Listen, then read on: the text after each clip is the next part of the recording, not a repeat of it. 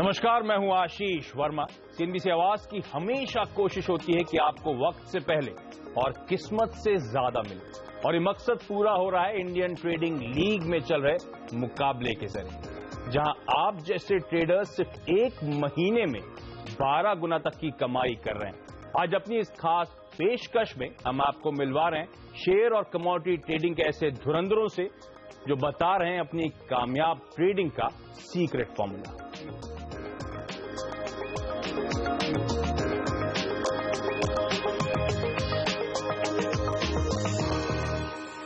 और मेरे साथ अब जुड़ रहे हैं इंडियन ट्रेडिंग लीग में नंबर 1 पायदान पे जो इस समय खड़े हैं सितंबर महीनों के रिटर्न्स और मैं पूरे क्वार्टर रिटर्न्स की बात कर रहा हूं। सबसे पहले पुणे के निखिल शिंगी साहब जुड़ रहे हैं, जिन्होंने सितंबर महीने में 1090% तक के जबरदस्त रिटर्न्स कमाए हैं।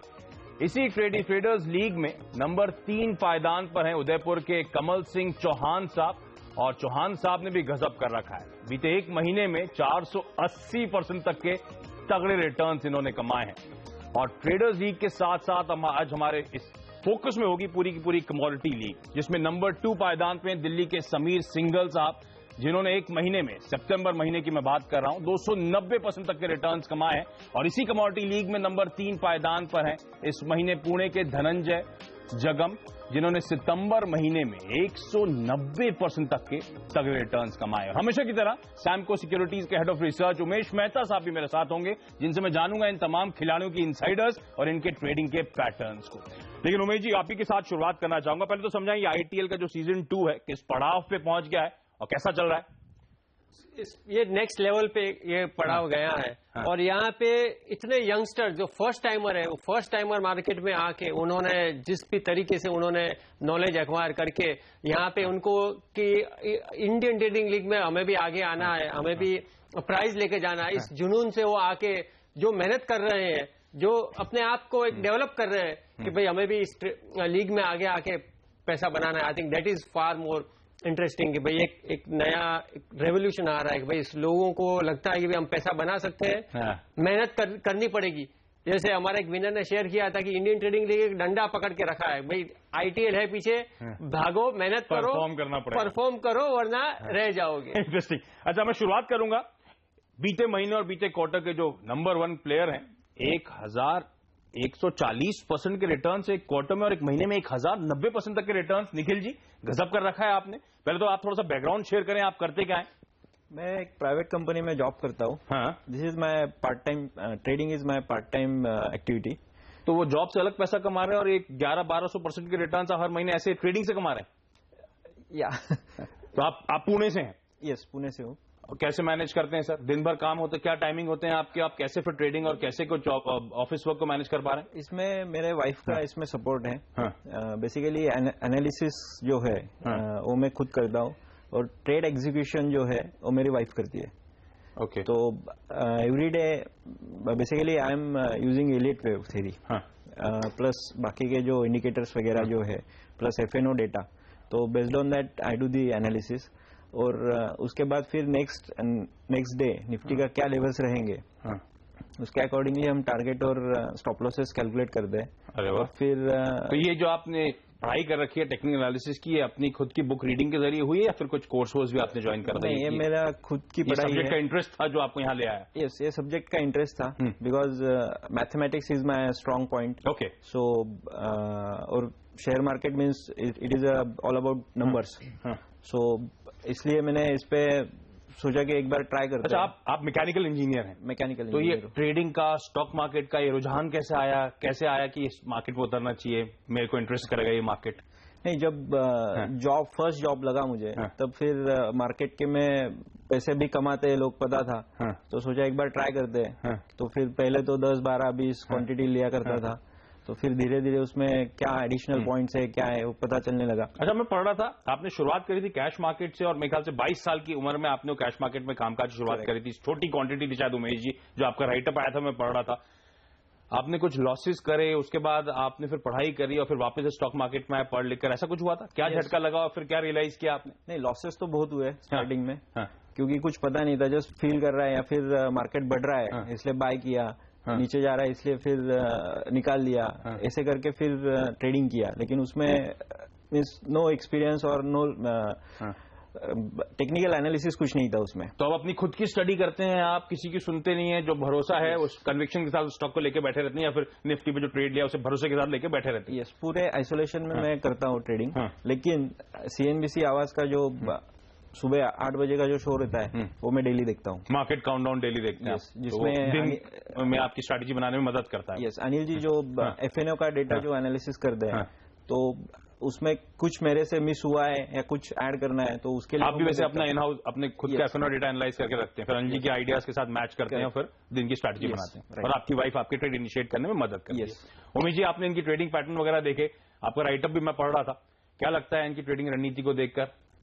नहीं, जो सबसे बड़ी बात है कि जो सर्जिकल स्ट्राइक जिस दिन हुए थे, उन्होंने एक दिन पहले और उसके दिन सुबह निफ्टी के पुट लेके रखे थे। तो हमने पूछे कि भाई आपने पहले से किसी ने आदमी वालों ने बता दिया कि भाई वो पहले आपको बताया था इनसाइडर इन्फॉर्मेशन आई क्या? तो कहे नहीं, उस दिन वो एक दिन पहले 8,700 में 15 लाख की पुट ओपन पोजीशन बढ़ गई थी।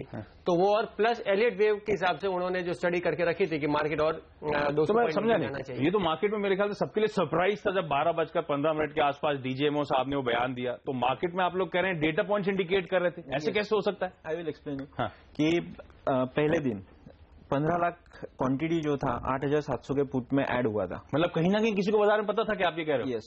क्या बात कर रहे हो? अभी उसका एक तो इंटरप्रिटेशन ऐसा हो सकता है कि वो राइटिंग हुआ है, पुट राइटिंग हुआ है, या फिर बाय हुआ है, ठीक है।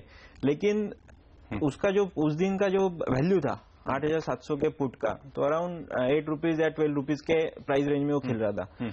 तो किसी ने भी 15 लाख क्वांटिटी जो सेल किया रहेगा वो 10-12 रुपए के लिए नहीं करेगा। It was my interpretation of that addition of 15 lakh shares. तो इसलिए फिर प्लस एलियट वेव जो थ्योरी जो है उसके अकॉर्डिंगली एक्सपायरी जो या फिर करेक्शन आना था 8680 के करीब आएगा। It was my prediction. चलिए, अच्छा, इसी लीग में, ट्रेडर्स लीग में बीते महीने और बीते क्वार्टर के एक टॉप परफॉर्मर और हैं, उदयपुर से कमल सिंह चौहान, जो मेरे ख्याल से तीसरे पायदान पे हैं क्वार्टरली लीग में और मंथली लीग में। मैं आपके बैकग्राउंड पढ़ रहा था सर, कमल जी, आप पहले बीपीओ में मेरे ख्याल से एक फॉरेक्स कंपनी में कामकाज करते थे, उसके बाद आप फुल टाइम ट्रेडर हो गए? नहीं, उससे पहले मैं एक एमएनसी में बिग 4 कंपनी में यूएस टैक्सेशन का काम करता था। यूएस टैक्सेशन का काम करते थे। उसके बाद मैं शिफ्ट हुआ फॉरेक्स कंपनी में। स्टिल अभी उसी में काम कर रहा हूँ, उसके साथ में मैं ट्रेड करता हूँ। ओके, तो फॉरेक्स का ट्रेड उस कंपनी में करते हैं आप क्या? हाँ, और उसी से आपको आदत हुई है ट्रेडिंग वेडिंग की, या माइंडसेट वहां पे डेवलप हुआ? हाँ, मतलब और फिर अपने लिए खुद के लिए ट्रेडिंग भी करते हैं बात? उसके बाद खुद के लिए ट्रेडिंग। तो आप भी वर्क लाइफ को और ट्रेडिंग को बैलेंस करके चलते हैं? दोनों बैलेंस करते हैं। आपकी रणनीति क्या रहती है? मेरी मोस्टली रणनीति रहती है कि मतलब जैसे कि मेरा जो ट्रेड रहता है वो एफएनओ में रहता है, तो मेरा भी यही रहता है कि ओपन इंटरेस्ट कहाँ बढ़ रहा है, कहाँ रुझान बढ़ रहा है, मतलब इन्वेस्टर का, ट्रेडर का। उसके बाद देखता हूँ कि किसी पर्टिकुलर स्टॉक का वॉल्यूम कहाँ जनरेट हो रहा है, कहाँ से वॉल्यूम जनरेट होकर वो ब्रेकआउट दे रहा है, बस इतना सा नॉर्मल रहता है। उसके साथ में मैं मार्केट के ट्रेंड को देखते हुए उसके सेंटीमेंट भी देख लेता हूँ। जैसे कि सेम अपने 29 को हुआ था कि मार्केट का सेंटीमेंट एकदम आगे पीछे हो गया था। आप भी तैयार थे उस आर्मी की स्ट्राइक से पहले? हाँ, लेके बैठे हुए थे? करेक्ट, उसी समय मतलब जब न्यूज आई थी। तो मतलब इन लोग अगर कुछ खड़े हैं तो आप लोग को क्वेश्चन रखना चाहिए, कुछ गड़बड़ होने वाला बाजार में। नहीं, इन्होंने तो जैसे टीवी में आया कि स्ट्राइक हुई, इन्होंने तुरंत जाके पुट खरीदे। I think so for him trade was on the table. Market गिरे उससे पहले उन्होंने अपनी पोजीशन खड़ी करी, खबर आने के बाद आपने ऐसा करा था। आपने खबर आने से पहले ही पुट खड़े कर रखे, और इसलिए इस तरह के तगड़े रिटर्न्स आए इन लोगों के। और 20% कैपिटल इसका सिर्फ 20% इन्वेस्ट किया था, and effectively is made 1/10 times return. तो वो लकी ट्रेड गुरुवार के दिन था। गुरुवार के दिन। चलिए, मैं यहाँ पे एक छोटा सा ब्रेक लूंगा। अब तक मैंने जो ट्रेडिंग लीग के विजेता थे, टॉप परफॉर्मर्स थे, उनके साथ बातचीत करी, लेकिन आपको याद होगा ऑफ लेट कमोडिटीज में भी बड़ा उठापटक देखने को मिल रहा है, और उसका भी फायदा कई सारे ट्रेडर्स को हुआ है। तो कमोडिटी लीग के जो चैंपियंस हैं उनसे बातचीत इस छोटे से ब्रेक के बाद।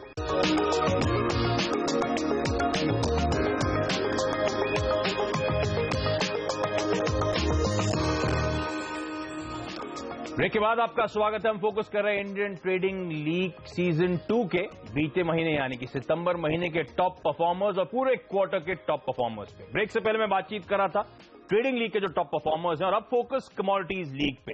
और कमोडिटी लीग्स में दूसरे पायदान पर बीते महीने यानी कि सितंबर महीने में थे दिल्ली के समीर सिंघल साहब, और दिल्ली के नोएडा स्टूडियो से हमारे साथ अब वो जुड़ रहे हैं।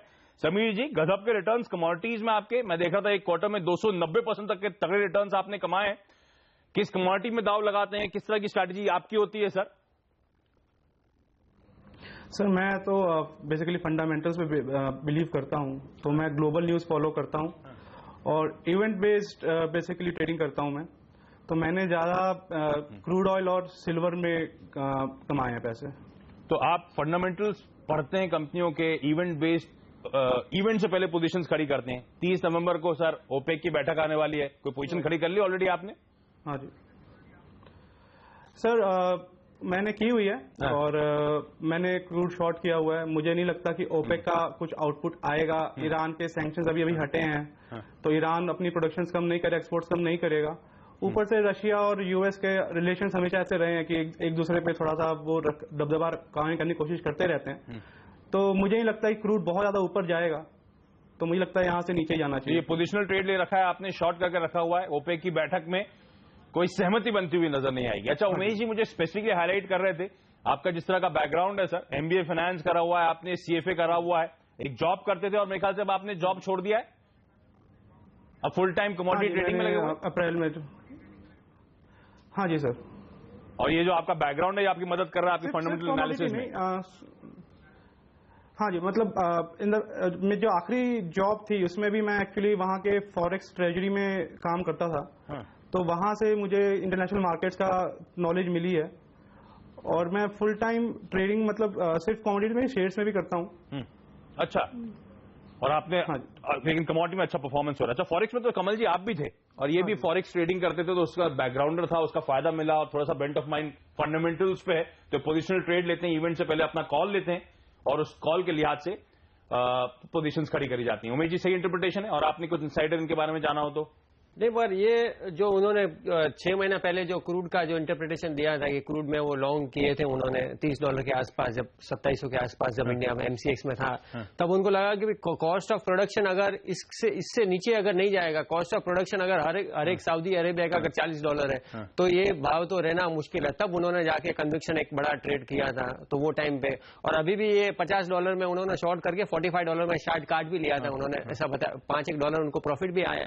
सो टिपिकली लोग अपन देखते हैं कि ज्यादातर लोग टेक्निकल एनालिसिस यूज करते हैं, पैसा बनाते हैं। मगर यहाँ पे हमने एक एक्सेप्शन देखा है काफी टाइम बाद कि कमोडिटी ट्रेडिंग में भी लोग फंडामेंटल एनालिसिस यूज कर रहे हैं, एक पेशेंस रखते हैं, पोजीशन ट्रेड लेके फिर एक काम करते हैं। I think that's marvellous. बिल्कुल। और मैं पढ़ रहा था समीर जी का जो डिटेल्स आई थी मेरे पास कि एक बार पोजीशन खड़ी कर ली तो कंटिन्यूअसली स्क्रीन को नहीं देखते, भाव को नहीं देखते, कन्विक्शन के साथ जाते हैं ना समीर जी, ऐसा है क्या? यस सर, बिकॉज टेक्निकल अगर आप टेक्निकल बेस पे ट्रेड कर रहे हैं तो आपको भाव देखने पड़ेंगे, किस टाइम कितना ओपन इंटरेस्ट बढ़ रहा है, नीचे कर रहा है। हाँ। मैं इवेंट बेस्ड कर रहा हूं तो बेसिकली मैं न्यूज ट्रैक कर रहा हूं, तो मुझे रेट देखने की जरूरत नहीं है। बेसिकली मैं डायरेक्शन ज्यादा फोकस करता हूं कि डायरेक्शन मेरा ऊपर नीचे उस पर फोकस रहता है instead of levels. Oh great sir, बड़ा अच्छी स्ट्रैटेजी है और एकदम कन्विक्शन के साथ अपनी कॉल्स लेते हैं। लेकिन बीते महीने और बीते क्वार्टर के एक और टॉप परफॉर्मर मेरे साथ इस समय स्टूडियो में है और ये पूना से आए हैं, धनंजय जंगम साहब। धनंजय जी, आपके भी अच्छे खासे रिटर्न्स हैं, 190% के आसपास के आपने कमाए। आप तो मेरे ख्याल से इस फील्ड को, इस प्रोफेशन को ही बिलोंग करते हैं, सब ब्रोकर भी हैं आप? यस सर, है ना? हाँ, मैं मतलब कमोडिटी, इक्विटी और करेंसी ये सब का सब ब्रोकर एज ए हूँ। और साइड बाय साइड मेरा ये जो आईटीएल का है और ये जो बोले कि जो डंडा लेके पीछे चलता है, वो डायलॉग मेरा ही है। वो डायलॉग मेरा ही है। तो फिर उसमें क्या होता है कि आपको कोई पुश करने वाला रहता है तो आप अच्छे से काम करते हो, तो वो प्रेशर बोलते हैं ना, हम टारगेट बेस्ड काम करना, तो कमाई भी हो रही है ऊपर में। हाँ, वो भी हो रहा है। तो वैसे मतलब ट्राई करता हूँ।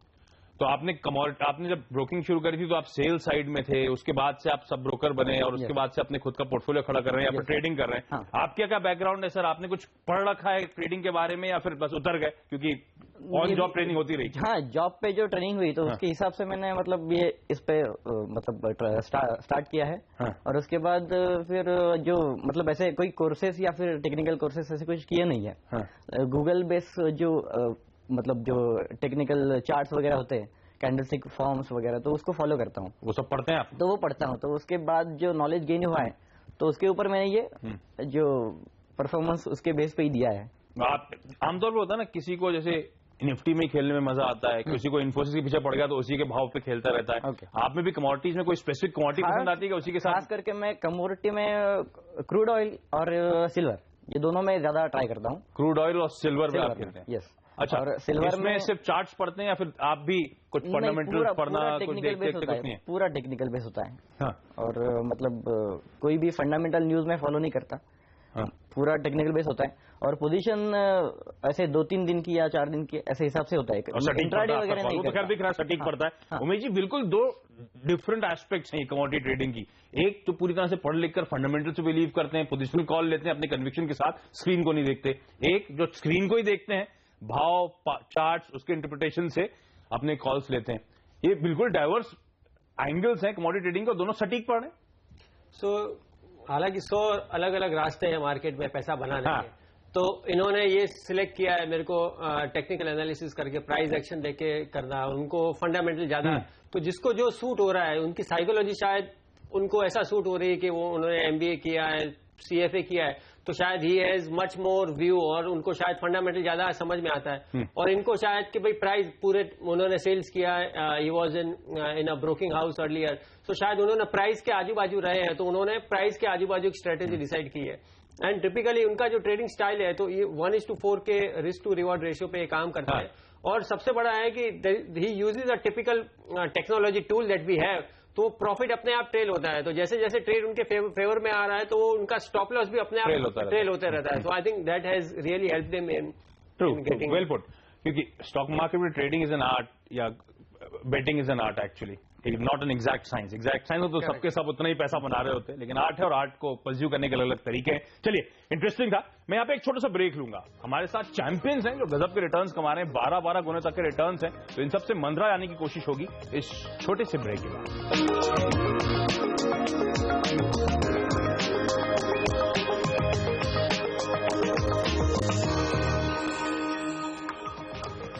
ब्रेक के बाद आपका स्वागत है इंडियन ट्रेडिंग लीग के सीजन 2 के बीते महीने और बीते क्वार्टर के चैंपियन से आज हम बातचीत कर रहे हैं। और सबसे पहले मैंने बातचीत की शुरुआत करी थी निखिल जी से, जो पूना से आए हैं, और मैंने आपको हाईलाइट करा था किस तरह के गजब के रिटर्न्स निखिल जी ने कमाए हैं।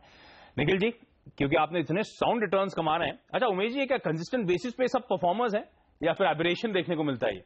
नहीं, इनका जो एवरेज रेशियो है वो 60 to 65% है। तो कभी कभार हिट रेशियो, तो कभी कभार डाउन भी हो जाते हैं, मगर इनके जो consistent every time they trade whenever there is an opportunity, तो लैग नहीं है। सो टिपिकली एक कंसिस्टेंट पैटर्न है कि हर बार ट्रेडिंग करते हैं, कभी कभार लॉस भी हो जाता है। तो निखिल जी, इतने सॉलिड रिटर्न्स को कोई मंत्रा शेयर करें? अगर मैं एक ट्रेडर हूं, मैं भी पैसे कमाना चाहता हूं इतने तगड़े रिटर्न्स, तो कुछ आइडियाज शेयर करें, या कैसे मैं ऐसे अप्रोच करूं? सर, इसके लिए खुद का टेक्निकल एनालिसिस होना चाहिए, क्योंकि खुद का ही होना चाहिए। किसी के टूल होना चाहिए मेरे पास, या सॉफ्टवेयर होना चाहिए मेरे पास, सॉफ्टवेयर या फिर जो भी है टूल्स, उसके हिसाब से खुद का किसी का टिप्स लेके हम करेंगे, तो उसमें जितने रिटर्न हम आइडियाज लें, लेकिन कन्विक्शन अपना दिमाग लगाए और फिर बिल्कुल सही बात करी। अच्छा, मैं दिल्ली जाना चाहूंगा समीर सिंघल के पास, क्योंकि समीर जी, आपका एक फंडामेंटल अप्रोच है कन्विक्शन के साथ, और हम लोग कहते हैं जब आप अपनी कन्विक्शन के साथ उतरे हैं, बार बार भाव मत देखें, स्क्रीन मत देखें, कन्विंस रहें। अच्छा, आपसे बहुत इंपॉर्टेंट है, फिर एक मंत्रा बताएं सर, अगर मैं कमोडिटी में, अगर मैं स्टॉक मार्केट में ट्रेडिंग करना चाहता हूं, तो आपने कुछ गुरु ज्ञान शेयर करें सर। बेसिकली यही है कि आप ज्यादा से ज्यादा वर्ल्ड इवेंट्स फॉलो करें। अब जैसे क्रूड ऑयल एक ऐसी कमोडिटी है जो जिसके बेसिस पे एक्चुअली वर्ल्ड में काफी पॉलिटिक्स होती है, तो ये एक बहुत ही हाईली ट्रैक्ड कमोडिटी है। इसके बारे में बहुत कुछ लिखा जाता है, इंटरनेट पे बहुत इंफॉर्मेशन मिल जाती है। तो आप जब थोड़ी सारी इंफॉर्मेशन को पढ़ोगे, अपने हिसाब से एनालाइज करोगे, फिर आप 2-3 चीजें, अगर आप एक डायरेक्शन जा रही होती है, तो आपको अपने आप डायरेक्शन मिल जाती है। अच्छा, ये जो आप कमोडिटीज ट्रैक करते हैं, क्रूड तो एक्चुअली इक्विटी मार्केट्स को भी इंपैक्ट करता है। जब आप इक्विटी ट्रेडिंग करते हैं, तो वहां पे भी मदद मिलती है कमोडिटी ट्रैकिंग की आपके? हाँ जी, एक्चुअली आप देखो तो डॉलर इंडेक्स, ठीक है, आपका करेंसी, शेयर मार्केट, क्रूड, जो एनर्जी रिसोर्सेज है, सब एक इंटरलिंक्ड है। तो अगर क्रूड की डिमांड आती है, तो बेसिकली वर्ल्ड इकोनॉमी ग्रो कर रही है कहीं ना कहीं, तो मार्केट अपने आप ही ग्रो करेंगी। तो अब जैसे अब क्रूड के भाव बढ़े हैं, तो आप देखोगे कि स्टॉक्स लाइक ONGC जो ऑयल कंपनीज हैं, उनके भाव बढ़े हैं पिछले 1 महीने में। तो हाँ, सब इंटरलिंक्ड है, मतलब डेफिनेटली इंटरलिंक्ड है। अच्छा उमेश जी, आपने तो इन सबको बहुत क्लोजली वॉच करा है, ना सिर्फ बीते महीने, पूरे क्वार्टर आपने देखा होगा। टॉप परफॉर्मर्स हैं आपके इंडियन ट्रेडिंग लीग के। इन लोग के परफॉर्मेंस को देख के, इन लोग के ट्रेडिंग पैटर्न्स को देख के, आप क्या इनपुट शेयर करना चाहते हैं हमसे सर? भाई ऐसे तो सब लोग रूल्स सबको पता है, स्टॉप लॉस रखने हैं, रिस्क मैनेजमेंट करनी है, कन्विक्शन के साथ ट्रेड करना है, डिसिप्लिन रखनी है। बट इंडियन ट्रेडिंग लीग पे जो इस प्लेटफॉर्म पे जो विनर्स आए हैं वो उनके पास एक यूनिक चीज है, वो शायद husband wife do as a team work ज्यादा अच्छा परफॉर्मेंस कर सकते हैं कंसिस्टेंटली। लास्ट ईयर भी हमने देखे, पिछले महीने भी देखे, एक और एक 11 इस बार भी निखिल जी ने जो बताया कि उनकी वाइफ करती है। So somehow down the line ऐसा लगता है कि जो ऑटोमेटिक जो रिस्क मैनेजमेंट, ऑटोमेटिक डिसिप्लिन, अपने इमोशंस को कंट्रोल, ये शायद ये दोनों की team, husband wife team, I think is able to do much better. और लोगों को ये प्रेरणा लेनी चाहिए कि शायद husband wife can create lot of beautiful. इस बार ट्रेडिंग में देखा हुआ है कि मियां बीवी मिलकर ट्रेडिंग करें, ज्यादा अच्छा रिटर्न कमा पाएंगे। चलिए, आप सबका बहुत बहुत धन्यवाद इस खास पेशकश हमारे साथ जुड़ने के लिए और अपने इनसाइट्स हमारे साथ शेयर करने के लिए। नमस्कार।